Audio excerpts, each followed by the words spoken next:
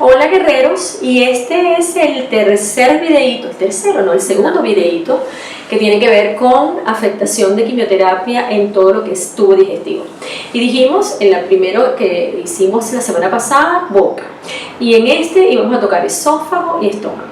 De alguna manera ya hicimos algún video previo con alguna información, pero la gente pregunta y decidí, bueno, vamos a complementar el video para ver si podemos llenar estas preguntas que me hacen. Entonces fíjense, tres cosas que tenemos que saber. La primera es, no es lo mismo un hombre que una mujer que va a recibir quimioterapia. Pero no se trata del género nada más, sino de las circunstancias. Se dice en general que las mujeres que desempeñamos varios roles de manera simultánea, profesional, laboral fuera de la casa, de alguna manera dentro de la casa, la atención de la casa misma y la presión de la atención de los chamos, somos en general más ansiosas con el tratamiento y en esa circunstancia pueden tener más tendencia a vomitar la mujer que el hombre. La segunda cosa es ¿quién está detrás de este tratamiento? ¿Quién es la persona que va a ser tratada? No es lo mismo tratar a una persona que come cualquier comida y le cae perfectamente bien y no importa lo que coma, si es picante, si no tiene picante, si tiene curry, si no tiene curry, si tiene mucho condimento, si no lo tiene. La verdad es que el estómago se porta de maravilla, que el tipo que está con tratamiento antiácido de manera permanente o con protectores de estómago de manera permanente, porque su estómago es delicado y todo lo que come le produce de alguna manera irritación, fatiga o sensación de acidez.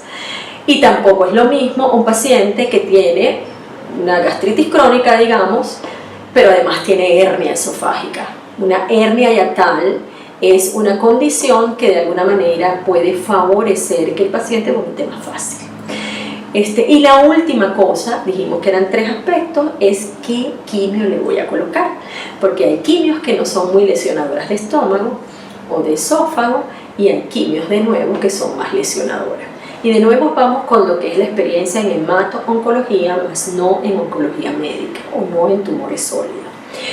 Entonces, fíjense, después que yo hago mis preguntas en la primera consulta, de cómo comes y haces 3 comidas y tomas antiácidos y alguna vez te exploraron el estómago, sabes si tú tienes gastritis o no tienes gastritis, usas polifarmacia. Polifarmacia para nosotros es el paciente, sobre todo de edad, que está en múltiple medicación de una vez. Toma algo para el colesterol, toma algo para el azúcar, toma algo porque es hipertenso, toma aspirina porque tiene que proteger al corazón, toma otro protector cardíaco, toma unas cosas para las varices. Entonces ya tú dices, oye, este tipo se toma al menos 8 a 10 tabletas de algo en el día.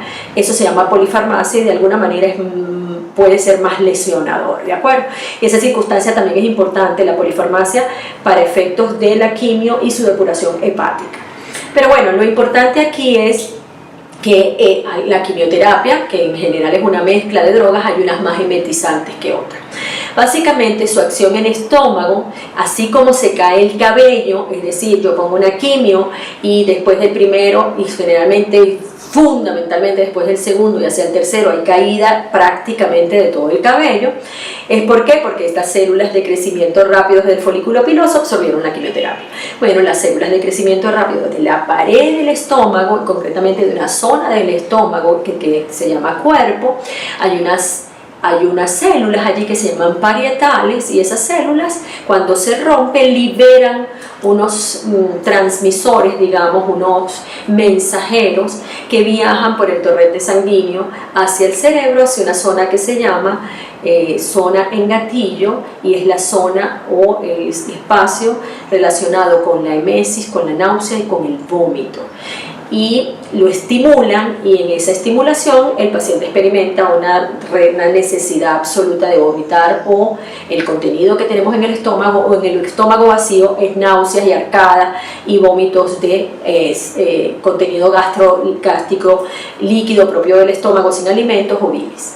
Entonces, oye, realmente la náusea y el vómito es tremendamente limitante, para el paciente además es desagradabilísimo y para el médico es una tremenda frustración y que algo estamos haciendo mal.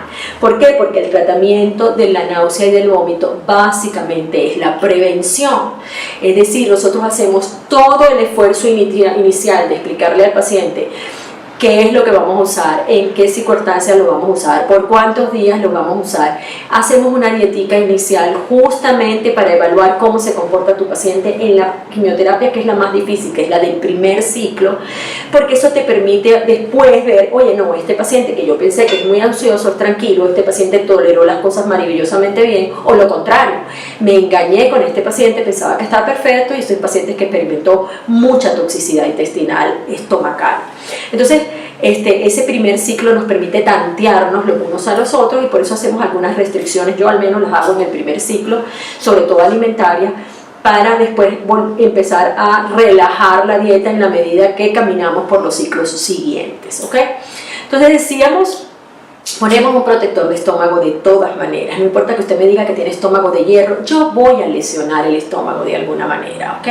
Y lo voy a lesionar indirectamente porque voy a tratar con quimio, un tumor, pero va a tener efectos circunstanciales sobre el estómago, el epitelio del estómago del paciente. Entonces ponemos un antiácido de manera regular y en paciente que tiene hernia hiatal a veces asociamos algún prokinético, algo que ayude a que el alimento baje hacia la segunda parte después del estómago, que es el intestino delgado, para que tienda menos a devolverse a través de la hernia hiatal, que es una circunstancia donde el estómago está metido hacia arriba anatómicamente hacia el esófago. Es como si el esófago tiene una compuerta de cierre y el paciente con hernia no tiene ese cierre o esa compuerta, entonces todo el contenido gástrico con toda su acidez, porque el estómago trabaja con ácidos, va para el esófago y el paciente experimenta reflujo, sensación de sabor de ácido aquí, incluso puede experimentar tos porque el ácido se devuelve, sensación de que de la comida va para arriba. Entonces en ese paciente hay otras instrucciones, usamos un prokinético para tratar de que el contenido intestinal, el contenido estomacal vaya hacia el intestino delgado rápidamente. Limitamos algunas comidas que sabemos que hacen que esta etapa, que se llama cardia, se relaje de manera natural. Las comidas que eliminamos para el paciente con hernia hiatal son harinas, chocolates, básicamente harinas, chocolates, harinas que incluyen harinas refinadas, pues, ¿no? Las harinas de maíz tampoco nos gustan mucho, y por supuesto le damos instrucciones de no acostarse después de comer, y para acostarse tienen que haber pasado al menos 2 horas y media de la comida. Entonces este es un paciente que le decimos cena más temprano, si almuerzas no vayas a hacer siesta, sino recostado, inclinado, para que no estés acostado completamente, ¿ok? Y por último, nosotros utilizamos todos unos antieméticos preventivos, y hay 2 tipos de antieméticos, lo que son antieméticos de manera en la fase aguda, es decir, utilizamos ese antiemético, incluso lo usamos generalmente el primer día de la quimio y lo extendemos unos 2 o 3 días dependiendo de las características del paciente, pero a veces lo asociamos con un antiemético muchísimo más potente que tiene una acción que dura generalmente una semana, por esto de que eventualmente el paciente a los 5 días todavía puede estar nauseoso. Eso depende de cada paciente de manera individual y del esquema de quimio que estoy usando. E incluso en algunas circunstancias tenemos que poner 3 medicaciones. Un anti-5-hidroxititamina, que es de alguna manera la estructura que les decía que se libera de las células parietales y estimula la zona del gatillo del vómito en el cerebro, se llama 5-hidroxititamina, entonces ponemos un bloqueante de esa estructura. Ponemos otro que se llama Prepitan, que de alguna manera está en una zona otra del cerebro que también contribuye a la náusea del vómito post-quimioterapia. Y por último asociamos un esteroide que en general usamos dexametasona o decadrón, ¿de acuerdo? A veces tenemos que combinarlos los 3 dependiendo del paciente o de la quimio que vayamos a colocar. Y aunque dije por último, hay todavía una cosa más que podemos utilizar, y sobre todo en el paciente que hay un componente de ansiedad. Ese paciente es tremendamente ansioso, tremendamente preocupado, y yo no sé cómo va a ser esto y tengo mucho miedo, doctora, y yo creo que esto me va a matar y que la quimio me está matando, y hay que explicarle mucho más. A ese paciente le ponemos un ansiolítico, algo que le baje la angustia y el estrés. Este ansiolítico a veces, en algunos pacientes, lo utilizamos 24 horas antes de iniciar el tratamiento y lo continuamos durante los días siguientes del tratamiento y después lo quitamos para ese periodo agudo. Y créanme que cuando hay un componente ansioso, el ansiolítico es una ayuda importante, ¿ok? Después hablamos de dietas. en las dietas le decimos comamos cosas relativamente fáciles de comer, cosas que ya estén parcialmente, si el estómago es muy delicado, si el paciente tiene hernia hiatal, si el paciente tiene mucha edad, si el paciente tiene historia de gastritis conocida, le decimos, mira, en vez de comerte el bistec completo, come la carne molida, que tiene la misma proteína del bistec, pero es molida, o el pollito mechado, o el pescadito, que es muchísimo más suave. Todo el mundo me pregunta, ¿y se puede comer carne roja durante la quimioterapia? Se puede comer todo durante la quimioterapia, siempre que usted lo tolere. Y además que no tenga una contraindicación absoluta. Ahora, yo, María Alejandra Torres, tengo una tendencia a una dieta cada vez más vegetariana. Y ya estamos en el mundo entero internacional. Cada vez hay más publicaciones de que las carnes rojas y las carnes en general, blancas también, no son lo ideal. Los más recomendados son los pescados, pero en líneas generales la tendencia es que la dieta, mientras más rica en vegetales, es más sana. Y si estamos pasando por una situación tan grave como es cáncer, realmente deberíamos comer lo más sano posible.